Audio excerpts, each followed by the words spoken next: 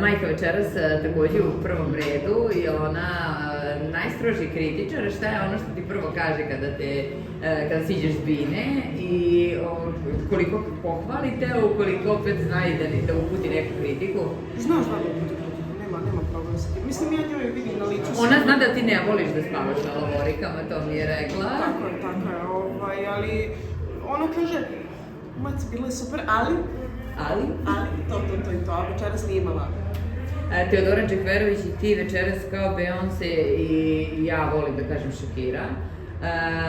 Ajde da čujemo te impresije i šta si joj rekla to pred koncert, tako da ona bila jako emotivna. Ne, ona je meni rekla, rekla je da je jako ponosna što smo obe večeras ovde i da smo zajedno počele i da se seća kada smo kao male pevale svoje prve pesme. Takođe 2015. eto sve se vrti oko te neke 2015. Tako da zaista smo držali suze.